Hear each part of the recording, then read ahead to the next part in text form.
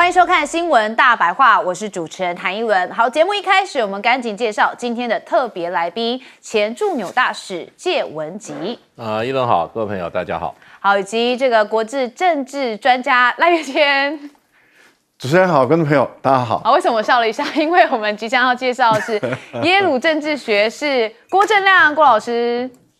大家好。好，我们接下来要讨论到的就是这个两岸之间的关系哦，因为现在这个两岸还有中东以及乌俄战争，确实都是大家很关注的一个国际情势，甚至连美国大选。好，我们就来看两岸升温，美国是不是在拱火呢？因为中国大陆现在说他们在台湾海峡巡航执法，而且他说管控的能力已经达到了海峡中部以东2海里。好，我查了一下2海里的这个距离哦，真的蛮近的，是大概1.852公里左右哦。但是他说此次的行动其实历时了30.5个小时。好，这个是一个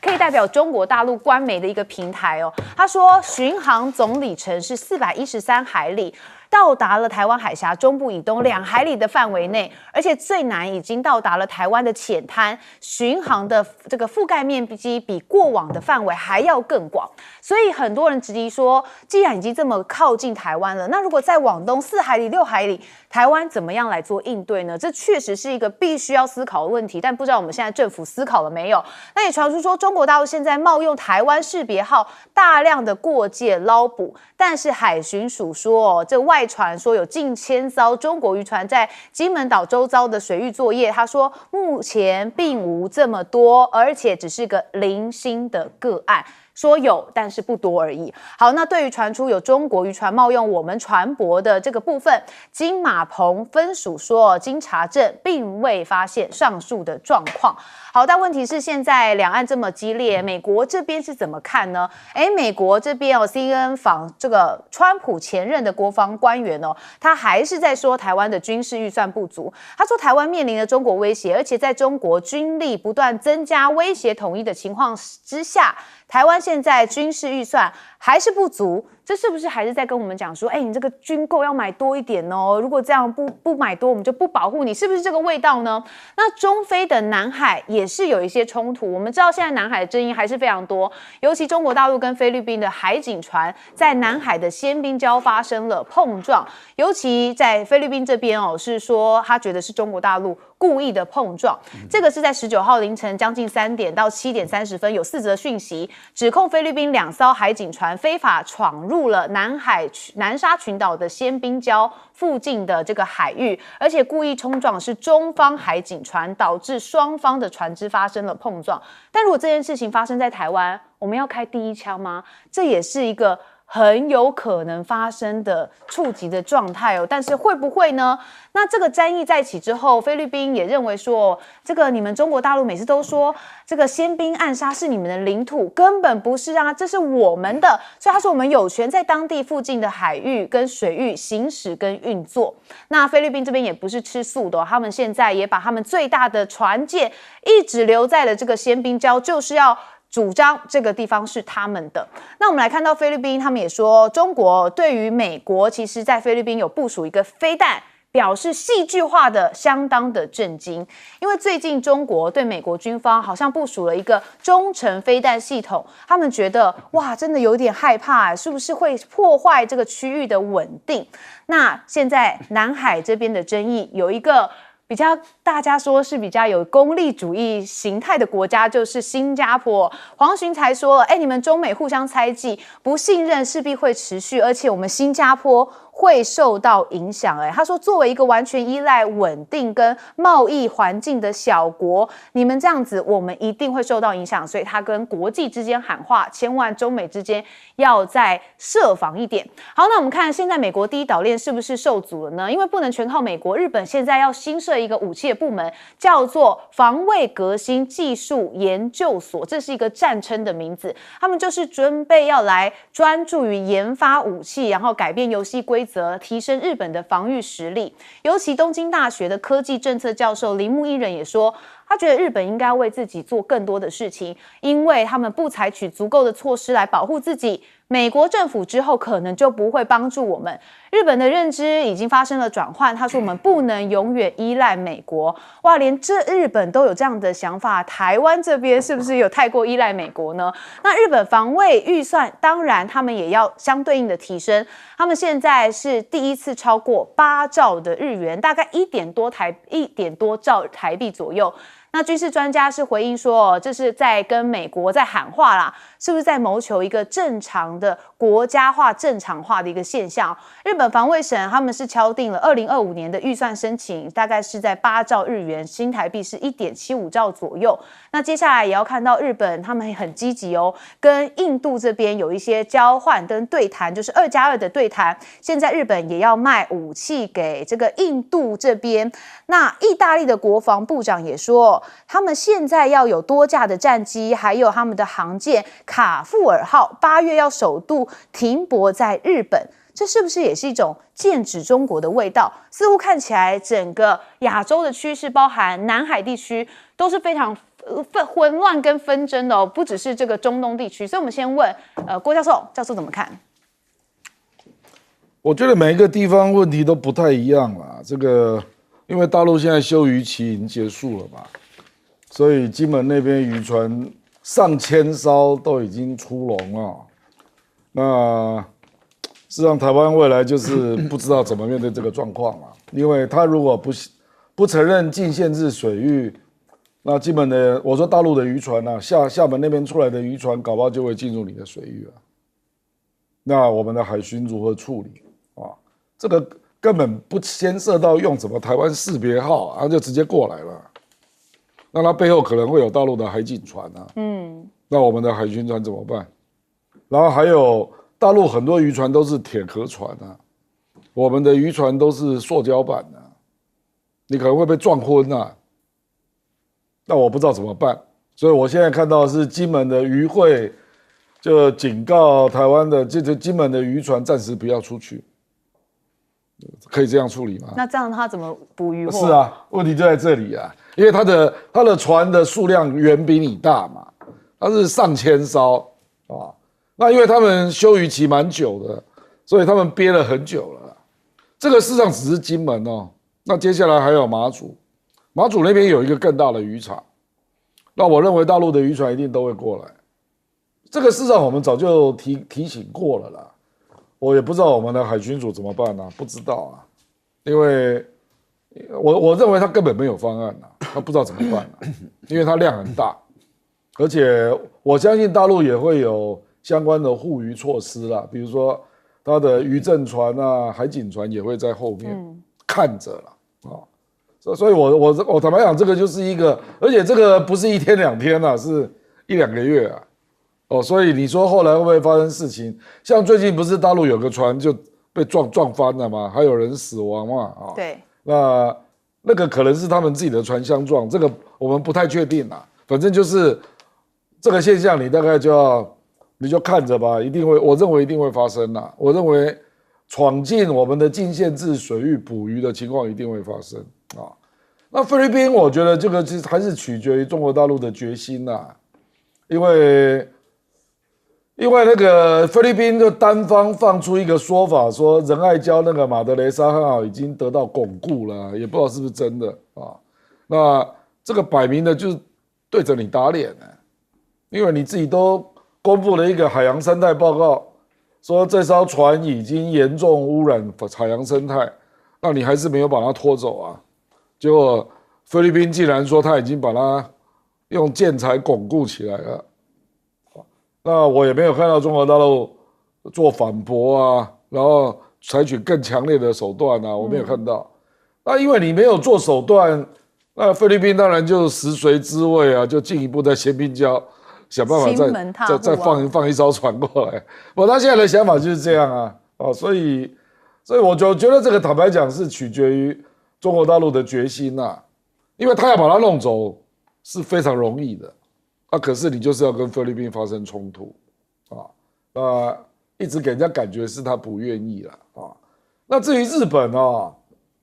不能全靠美国，是没有错啦，早晚是要靠自己啦。可是我觉得还是距离他周边的国家非常远啊，因为日本是战败国啊，它攻击性武器是很少的啊，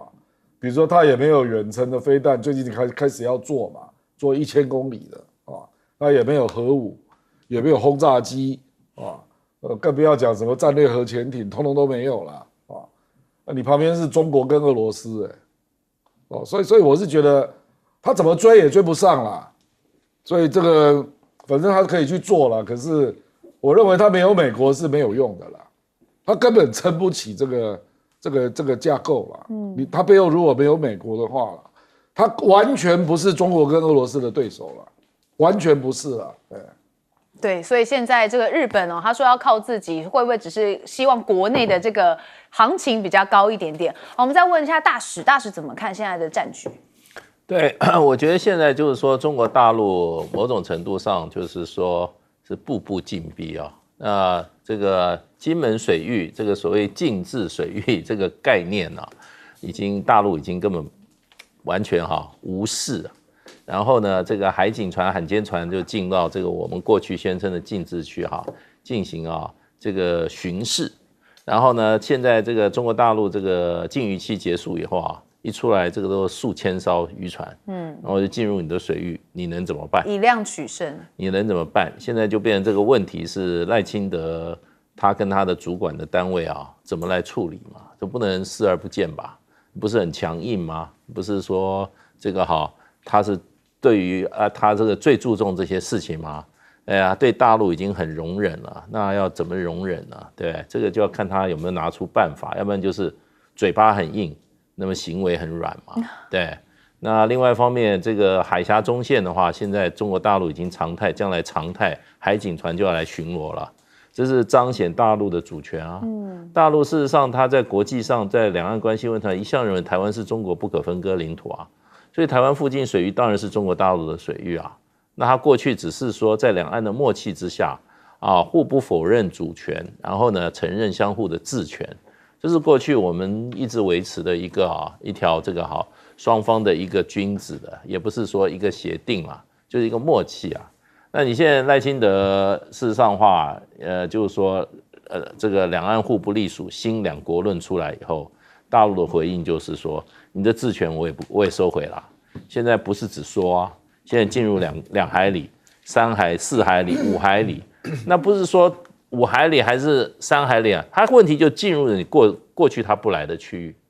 那为什么赖清德政府好像都没有说话？然后我们的渔民反映说有用我们台湾的这个识别的，然后呢，你现在说不严重，你干嘛就是帮大陆讲话？拿不出办法就站到大陆那边来糊弄自己人了。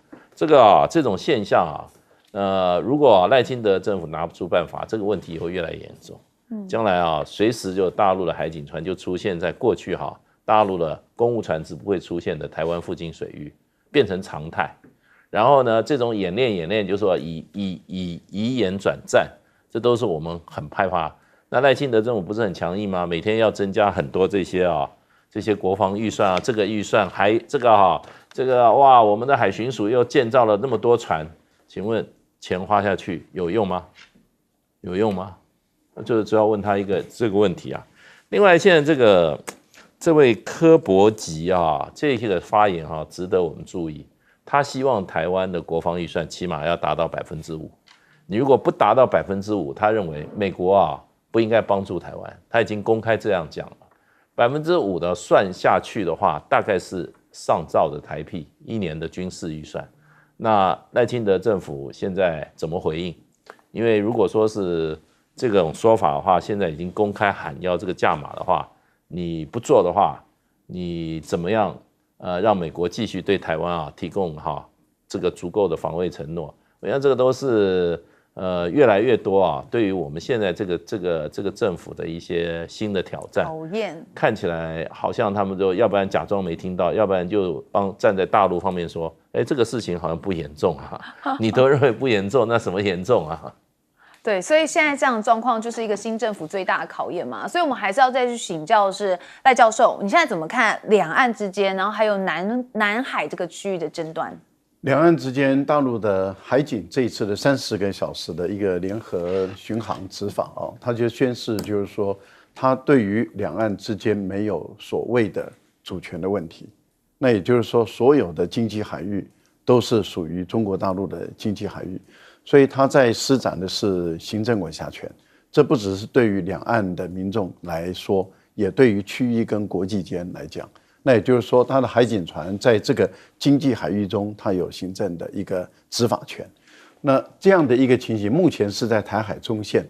未来会越来越靠近台湾，然后以后也不排除在台湾往外延伸，在200海里的经济海域，如果也在台湾的外海的以东200海里的经济海域，中国大陆海警船已经出来开始进行执法的话，那就等于是宣示，实质上来讲，这个整个区域都是大陆的联合执法的范围内。这个就要看的未来这个其他的国家的船舶遵不遵守这个海警船的指挥调度这个是会面临考验的。另外，有关于美国的这个前任的这个国防官员，其实台湾的预算已经一直在增大了。过去我们的政府的总预算大概在2兆左右，那蔡英文任内这8年已经提高到3兆了。我们过去我们的国防预算大概在3000亿左右，现在已经提高到6000多亿了。那 GDP 都已经超过2%，还要再多少？就是你要台湾的国防预算还要再多少？那如果说你的对象就是中国大陆的话，大陆的经济体跟台湾的经济体不是同一个量级了，也就台湾很小，大陆很大。大陆的防卫预算，他们而且不占它的 GDP 2%，都已经至少是2500亿美元以上了。而台湾2500亿美元以上，对台湾来讲，你超过2%也都不过才200亿美元。2500亿跟200亿是差很大的，所以我觉得这些弹头的这些，他们只想从台湾身上捞钱，而事实上是改变不了情况。南海的问题，大陆目前它的海警，如果它在展现出来的是它的高度的克制，可是高度的克制或是过度的克制，很容易被解读成为软弱。所以事实上，大陆在南海这个部分里面，它也面临一个考验，就是说，到底人家怎么解读你是克制，还是解读你是软弱？如果解读你是软弱，他就会亲门踏户了，他就会更嚣张、更敢了。所以你看到了，他不但在仁爱礁，他现在在先民礁给你摆1艘船了，他现在还打算给你摆第2艘船，而且还跟你想把2艘船并列在那地方绑在一起，再来就跟你进入第3艘了。这代表什么意思？代表你过度的克制。人家已经把你解读成为软弱，那你为什么不在中业岛？中业岛是我们的，你在中业岛可以做文章啊。中业岛现在有菲律宾在驻守，你为什么不到中业岛那边去进行你的维权工作呢？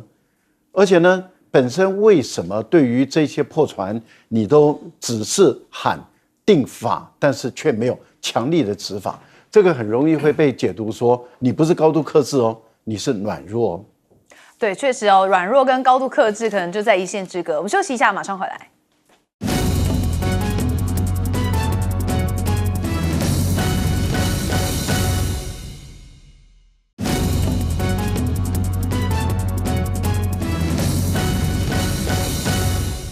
欢迎回到新闻大白话。接下来我们要谈什么议题呢？我们谈这个越南。好，越南我们知道他们是崇尚竹子外交，所以像竹子一样非常的柔软，到哪里都可以来迎合。那他最近去了哪里呢？去了中国大陆。好，18号这天的早上，他们就抵达了广州。那在这个下午的时候，就到了北京。好，他在广州这边为什么要先去广州？我们要跟大家讲一下哦。这个越共总书记苏林他到广州，强调中国大陆是越南对外政策的头等领先。他去了哪里呢？他去黄花岗72烈士墓，向坐落于此的越南爱国烈士范洪泰的墓来致敬花圈。好，这个是有个历史事件啊，就是过去范洪泰他在那个时候是因为越南是法属的嘛，所以他希望能够把这个法属印度支那总督给暗杀掉，所以他跑到了这个广州这边，想要伺机而动。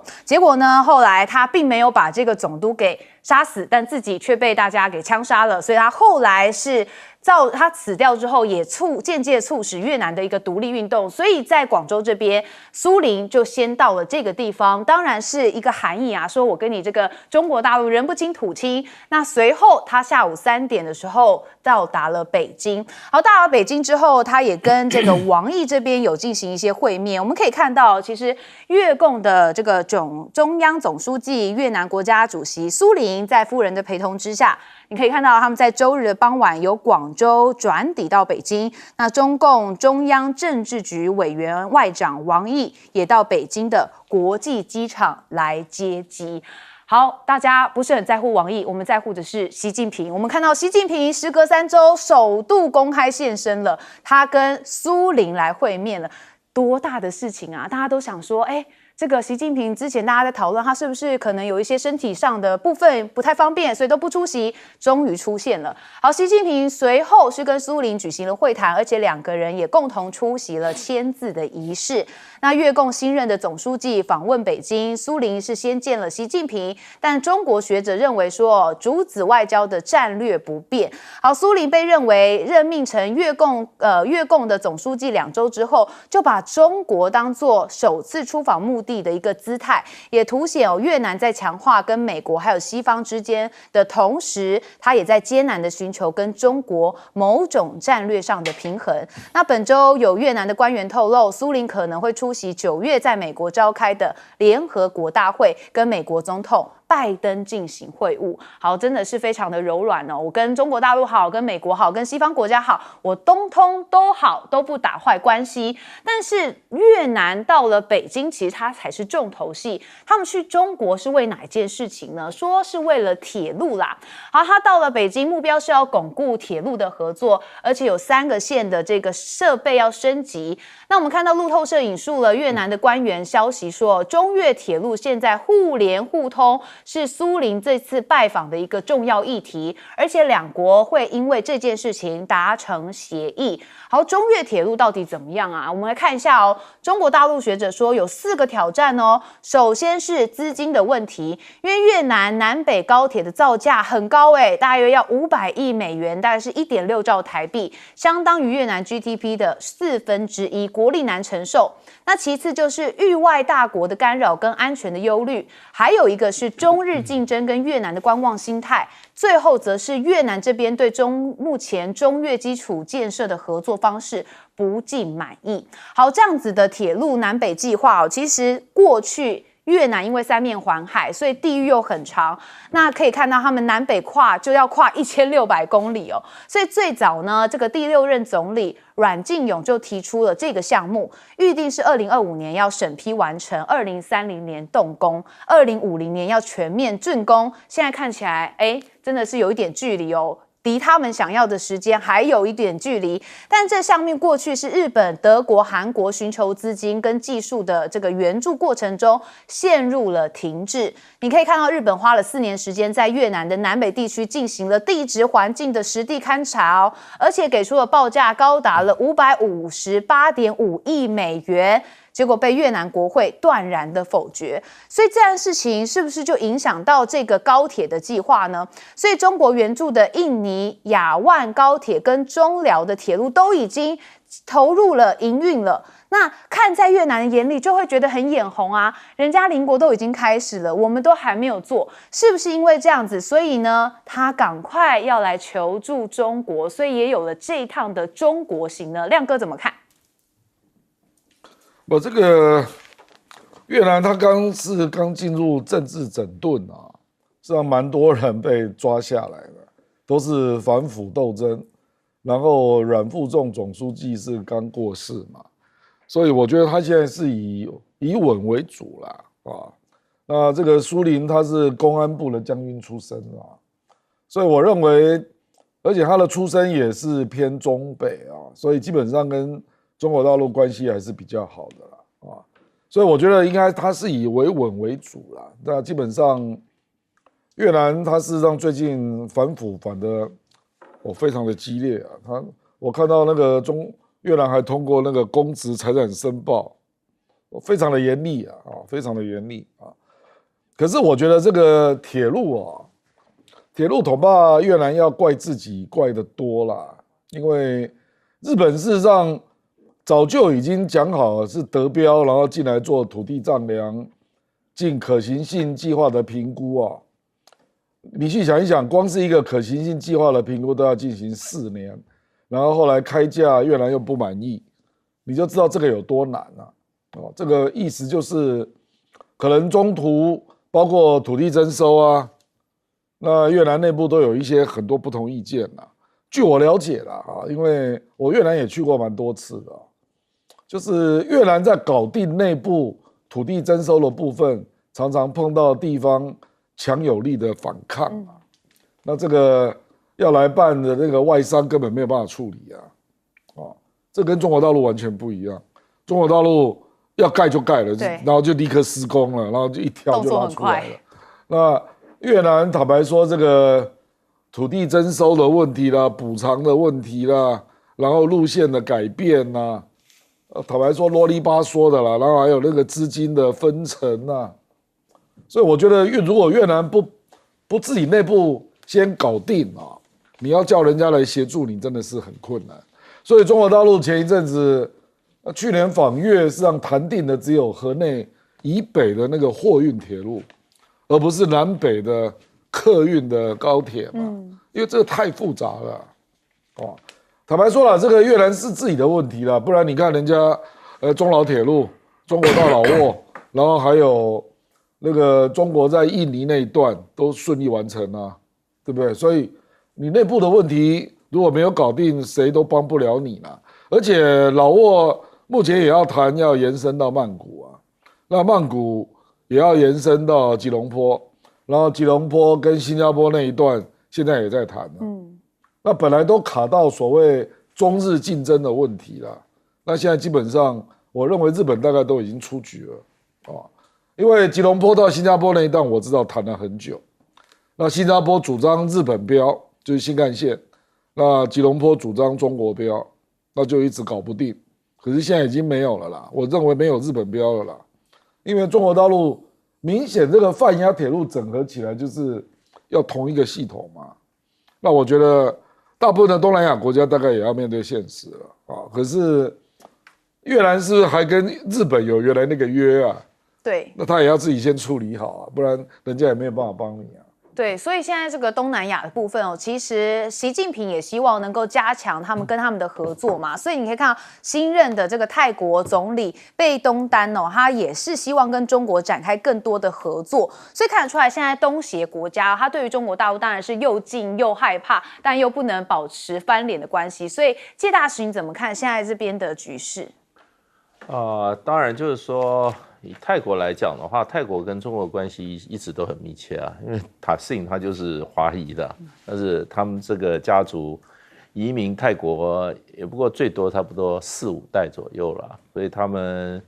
前几年还去这个广东梅县去这个就是说寻访这个祖先嘛，所以关系非常近，因为泰国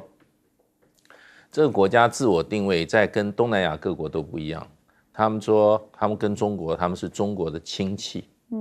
因为傣族的话，事实上的话，从历史上来，它是跟中国这个南方是很密切的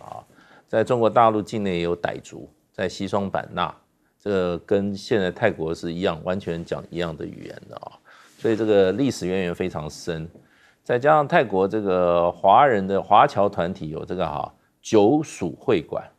也就是说这个中国各地方在泰国都有很大的这些华侨，这个最大当然还是这个潮州人潮州人事实上的话，现在的这个拉玛王朝一世皇振华就是潮州人，所以这个潮州这个泰国跟不管他的王室这个国家，还有他的人民跟中国大陆都是密不可分的，所以过去中国大陆的本身能力也有限，可是现在中国大陆是基建狂魔。然后呢，经济力量又非常的强，所以我们不讲泰国了，我们就以越南为例的话，越南已经连续很多年了，最大的贸易伙伴是中国大陆。2023年，越南跟中国的贸易总额是1712亿，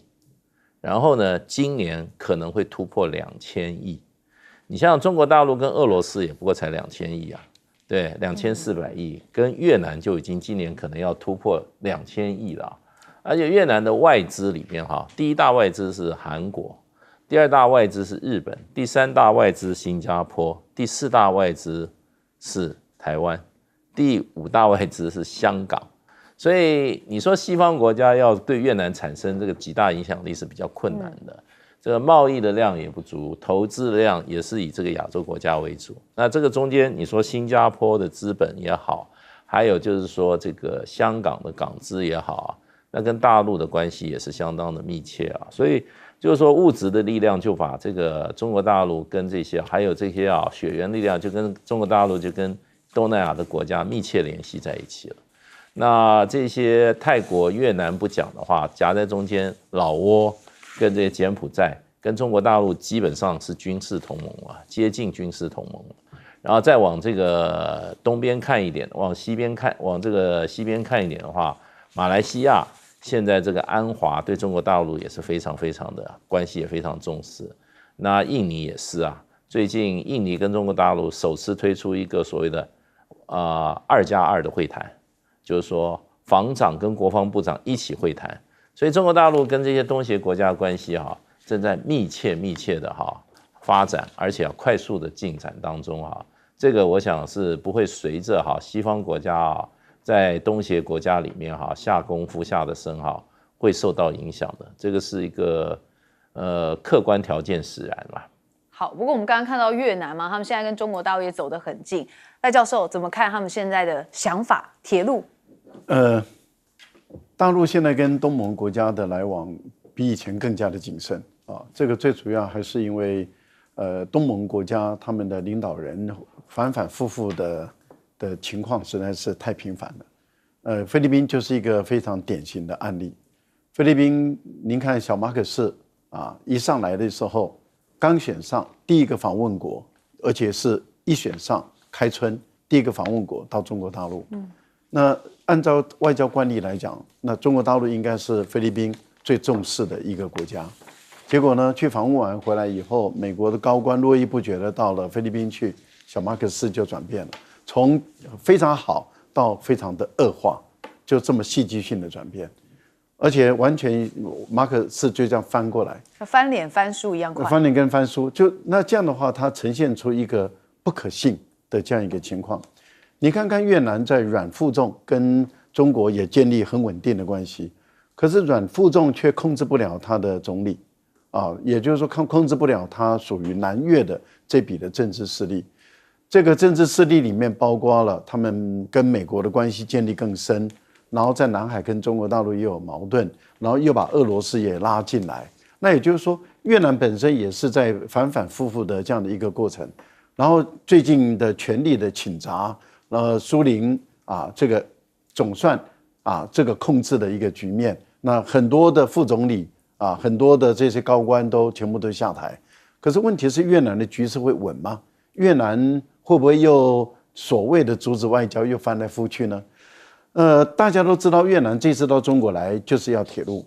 可是问题是铁路你一旦要铁路，那就不可能是用煤矿来烧铁吧，你要速度要快，一定是电气化。你铁路要电气化，这个电哪里来？那不会只有盖铁路吧？所以你的电厂电要充分的供应，那这个对越南一个不产天然气的有了，南方有一点天然气，可是它的电力紧绷的一个国家来说，大陆为什么要帮你去做这个事？第二个，你会抢中国大陆的市场。那么第三个就是你的轨道的一个建设，难道要中国大陆投资吗？投资下去你又反复，然后中国大陆的投下去的钱又打水漂。我个人倒觉得大陆这一次很谨慎。你看习近平会见了苏林了以后的讲话，整篇的内容中几乎都没有谈到两国有关于务实合作的事情。好，我们休息一下，马上回来。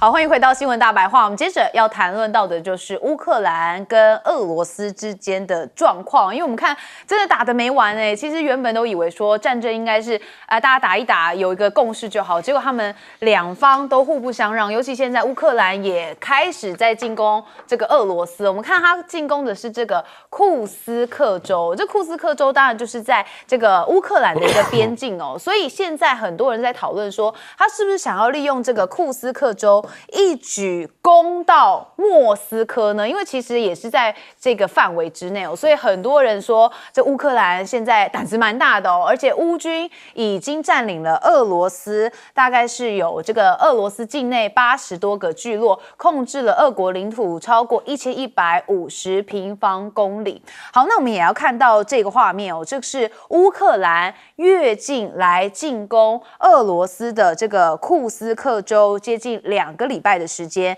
那乌军在8月18号的时候就已经说了，已经炸毁区内第2条主要的桥梁，打击俄军的后勤补给能力。所以路透社他们当然有做过相关报道，他们说乌军在连串的攻击之后，库斯克州区内原本有3座的这个桥梁，现在只剩下1条。那如果属实的话，将进一步影响俄罗斯的这个增援击退乌军嘛，而且也会有这个撤离平民行动的一些阻碍。那另外一方面，俄罗斯的国防部则是宣布说，俄军已经攻下了乌东村庄这个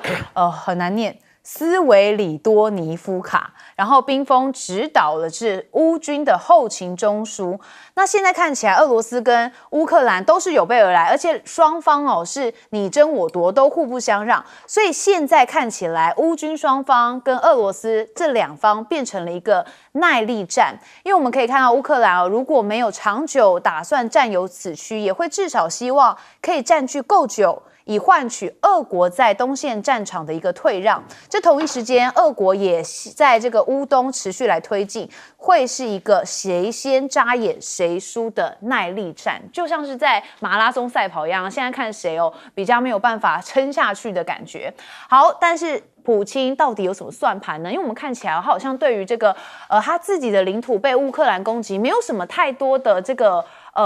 反击。那为什么呢？是不是他想利用寒冬来歼灭乌军啊？我们来看，因为现在俄罗斯库斯科州的一个天气图大概在11月份的时候就会进入到冬天。那记不记得有2次著名的莫斯科战役都是严寒的天气帮了俄罗斯？一次就是拿破仑他们率了61万大军来征战俄罗斯，当时处于严冬，所以这个法国的兵人全部都阵亡了这个冻死病死的高达22万。那另外一个就是希特勒他们也是500多万的军队对苏联发动突然的袭击，但是因为冬天提早来临，那现在当时的德军经过40天的激战，也是输了，让莫斯科取得战胜胜利。这个时间点是不是就在等11月？我们可以等一下问一下我们的来宾。那另外，普京冷静的出访，那欧洲是不是也将陷入一个大乱呢？我们看到这个普京非常从容，还出席这个亚塞拜然这边。那另外，白俄罗斯的卢卡申科说，有将近1/3的白俄军队都已经部署在了乌克兰边境，到底有什么算盘？还有我们看到车臣的领导人甚至还呛瞎，他说：“我要到乌克兰的战场上面，而且他装的是一个重机枪。”那看起来也是一个叫嚣的意味很浓厚。但问题就是乌俄战争之外中东的战争也非常有关贺锦丽，就是美国总统选举。为什么呢？因为他们现在民主党有一个全代会嘛，那有数万人是参加抗议游行。我们来看这个画面这是美国市中心聚集了有数百名的活动参与者，其中有许多人是反对在加萨地带的军事行动，而且高喊说亲巴勒斯坦的口号。这个是在芝加哥这边来进行开幕幕的，所以是不是也会成为贺锦丽接下来的一个考验？那布林肯这边当然也是要推动加萨停火，但问题是纳坦雅胡真的是没有办法来掌控啦，连美国现在好像都没看在眼里，所以以哈和谈是不是快破局了呢？哈马斯拒绝最新的条件，以色列总理悲观，那拜登说还没有完毕，还有可能，但目前情势非常的复杂。亮哥怎么看？我那个其实乌克兰这个局面对他是非常不利的啦啊！你因为他是攻方嘛，结果他现在在炸桥，炸桥是什么意思？就是不要让俄军过来嘛。那你不是把自己困在你原来占领的地方？因为你是攻方，你应该要继续过去，然后占领更大的地盘，那未来谈判才能跟俄罗斯做交易嘛，不是吗？你原来的构想就是这样嘛，因为俄罗斯不愿意撤军嘛，所以你一定要想方设法能够占领更大的一块区域，然后要能够撑得住啊。那结果你现在在炸桥，而且炸第二艘桥啊，这意味着什么？这意味着他已经没有办法再往前打了。哦，他现在要固守啊。那俄罗斯也是一样，俄罗斯现在也在挖壕沟啊，就准备跟你打持久战，因为俄罗斯非常清楚，冬天就是俄罗斯的好朋友。因为事实上，库尔斯这个地方我有去查哈，它大概到11月，温度就会降到0度以下，就开始会有下雪的可能性。我看是常常会下雪吧，所以我就看你那个乌克兰，你打到11月，你撑得住吗？而且你要知道，它是没有空军的乌克兰并没有有效的空中的部队啊，然后它目前这个兵力的调动也引发了这个顿巴斯那一边，因为俄罗斯本来占那个顿内茨克就只有占53%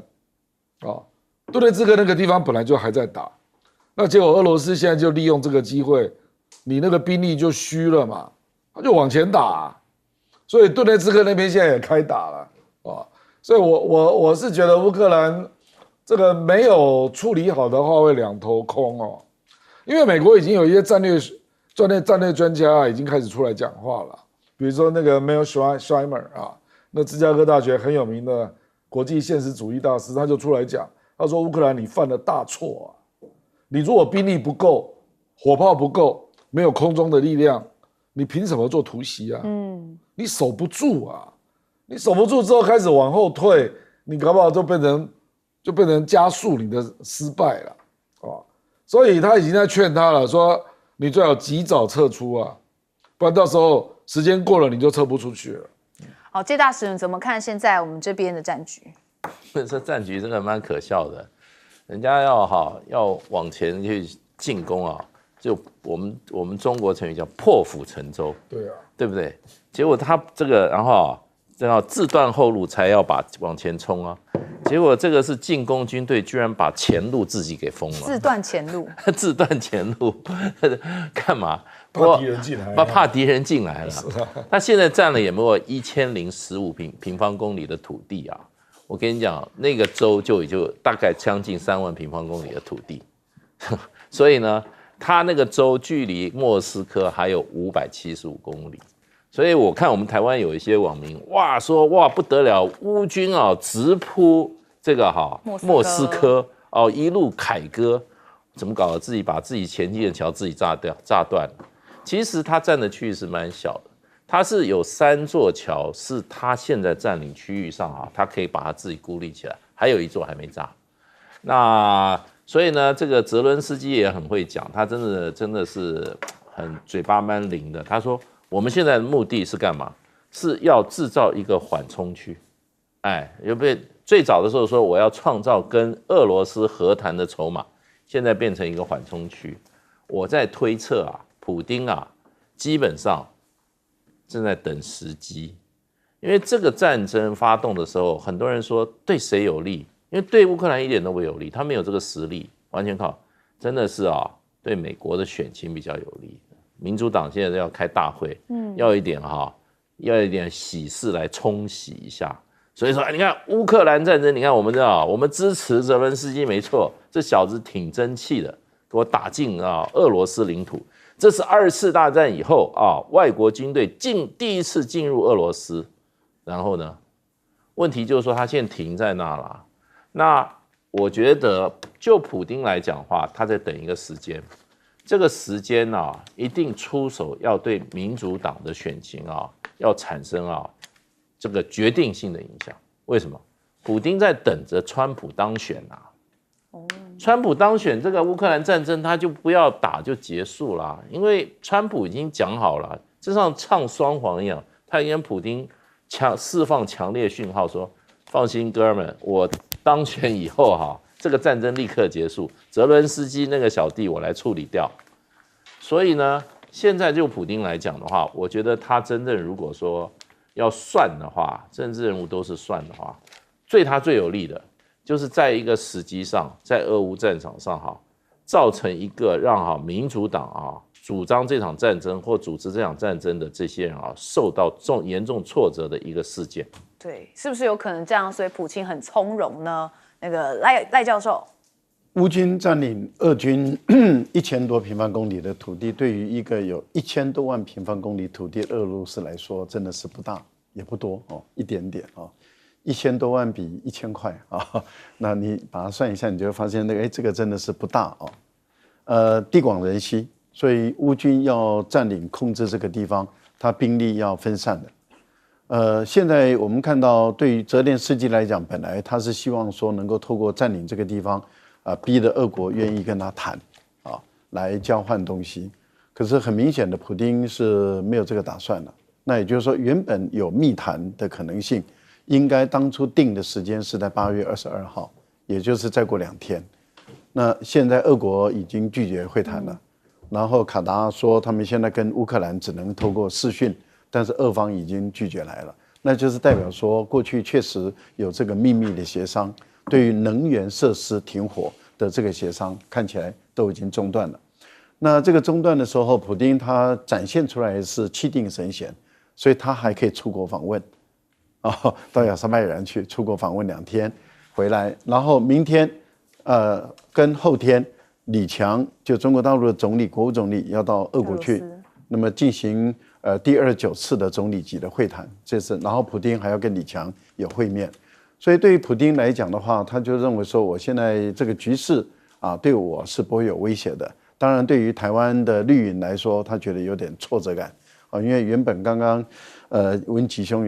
有讲嘛，台湾有很多1450或是绿营的就觉得说，马上要打到莫斯科了乌军1万多人就可以征服整个莫斯科，不得了兴高采烈的，但是看起来。那个跟现实的状况跟他的期望值是不太吻合的，可能都以为是台北到新竹的距离而已。对，也不远啦，远应该是台北到高雄再多一点点的距离但是他认为说，这支军队要深入，一下就打到了，没有问题的，很强的。在绿营的或者1450眼中来讲的话，他们都是天纵神兵，都没有问题。但是实质的状况都不是嘛，实质状况推10公里、15公里、20公里到30公里，大概就停下来了，那就再也推不下去了。为什么？因为我们记得我们上礼拜有在谈到这个事件的时候，我们就说后勤补给线一定是会首先被攻击的，现在已经被证明了，后勤补给线开始被打击了。这个对已经深入俄军的军队乌军来说，他的压力就会越来越大，他的火力、他的饮食可能可以就地获得一些补给，但是问题是他的油料呢？油料也可能抢一些加油站还可以用，可是弹药呢？弹药可能就会有困难了。还有你的这些坦克或者是机械装备的零料件的后勤补给上不去的话，你少一个晶片或者少一个白金，你的车子就不能发动，这都很现实的事嘛。所以我觉得。后勤的东西，如果我们推上去，这支军队在守在那地方有困难。刚刚文基讲的没有错，现在已经8月了，我们还很热。